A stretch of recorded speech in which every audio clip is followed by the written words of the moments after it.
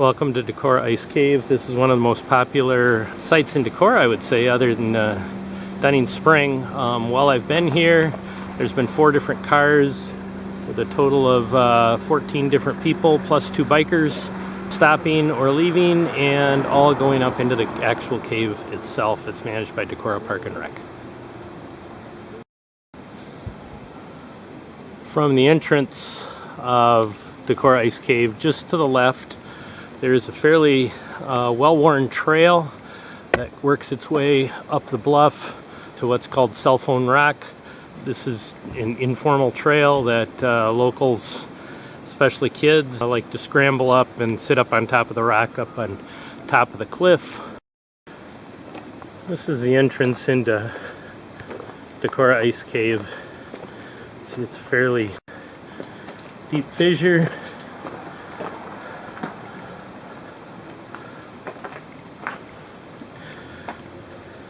Fairly dark in there. I'm not going to go down in to the actual cave. Even though Decorah Ice Cave is a 3-acre preserve, there's an extensive network of trails up behind it in Van Penen Park, which is owned and operated by Decorah Park and Rec. The Boa Trail, which begins here down along Ice Cave Road. I'm going to show you parts of that trail, as well as parts of the Snail Trail that both encroach on the state preserve. We are currently west of the preserve, coming up the Boa Trail. At this point, the Boa Trail goes to the left, up the hill, and the Snail Trail begins and stays a little bit lower. We are still west of the preserve. A little bit of background: the Boa Trail on the left was built about 10 to 12 years ago by the Decorah Human Powered Trails group early on, as they started to develop a bunch of trails in the Decorah parks. The Snail Trail was actually constructed by the Luther College cross-country teams in combination with the Decorah Human Powered Trails. All of this with permission of Decorah Park and Recreation. But this is where the Snail Trail begins, and I'll show you where it begins to cross and follow the trail once it actually crosses into the... So I'm looking back to the west here, and somewhere down in the trees is the northwest corner of the state preserve. Despite having coordinates from John, I was not able to find any marker at that corner of the preserve. And as far as we know, there are no markers on the northwest or the northeast corners of the preserve. Alright, we're moving along the Snail Trail, and this flagging here, somewhere about these 2 trees approximately, we are crossing the northern border into the state preserve along the trail. So I'm going to give you a tour fairly quickly here. Hopefully you can see the hillside drops off very steeply down below us to the road, to Ice Cave Road, and the cave is down below us.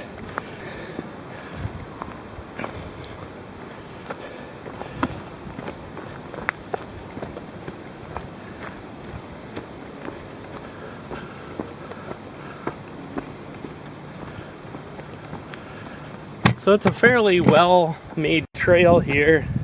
There doesn't seem to be a lot of erosion issues. Unfortunately, European buckthorn is already present. There's lots of buckthorn in the area. Garlic mustard has been very well controlled in the area by a group specifically going after the garlic mustard.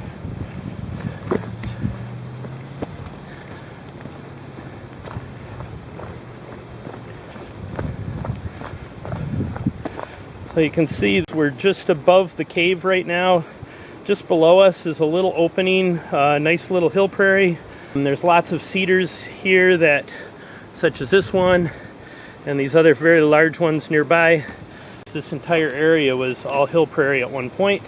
Just off to the left of the trail, up here we have another opening. This area as well. It's starting to be used as more of a trail going up the hill, but it is a small opening, lots of buckthorn around it, and lots of cedars in the area but this was all hill prairie.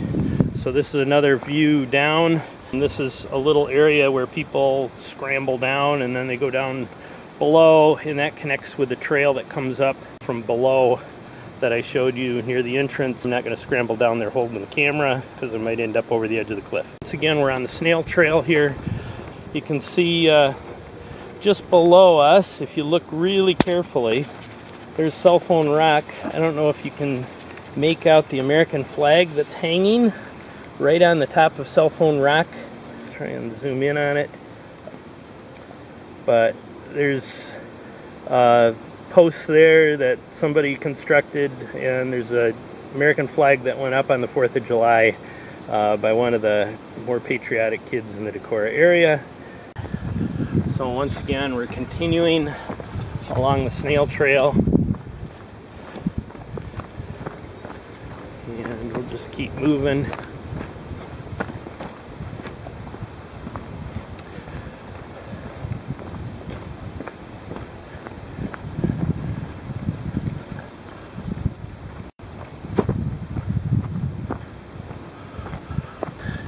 You can see there's a flag coming up on the right hand side, and as far as we can tell, this is the eastern border of the state preserve. Now just up the hill, maybe 50 feet at most, is the Boa Trail, and we'll be returning on that in a little bit. We're now located up along the what's called the Dunning Spring Trail, fairly major footpath. And there's another intersection of one of the trails. This is a trail that's been here for years in the Decorah area. But as far as we know, this, as close as we can tell, this flag here is the northeast corner of the state preserve. So we're right up on top of the bluff. Now the trail is down below us, and there are multiple trails as well. It kind of winds back and forth up here. There's a point right here, it's very close to the other trail.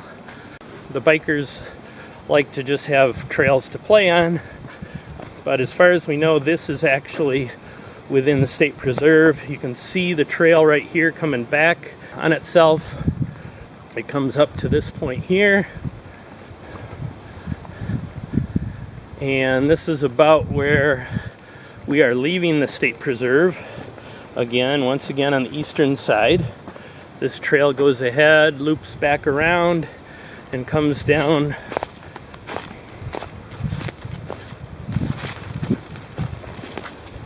to about this point. And once again, we are on the eastern edge of the state preserve looking in.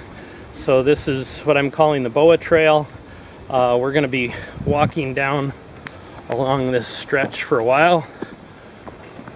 The Boa Trail does not penetrate the preserve as much.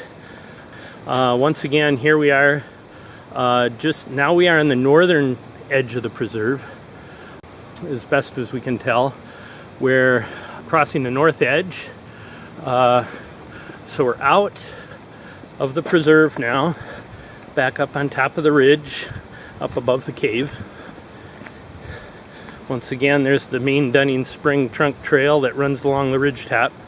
There's an interesting geological feature here just outside of the preserve, is this sinkhole, fairly sizable, and you can see there's a trail that runs right next to that sinkhole.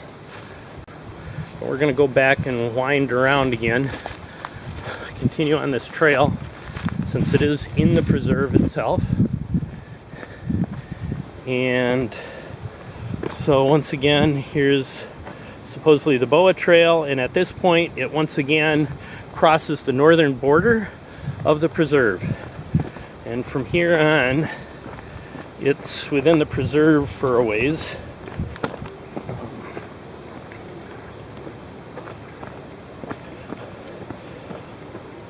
Right down here and is that little opening I showed you from below, just above the cave.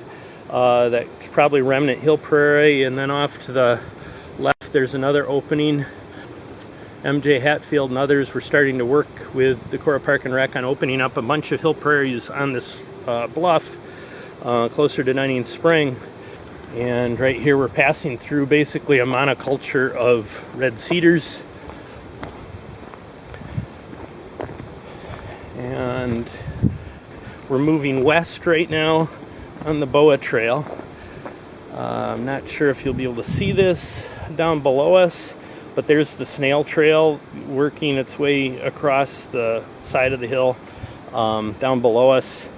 Not more than 25-30 feet at most, but that is within the state preserve. And then up ahead here, the Boa Trail leaves the preserve approximately at this point here.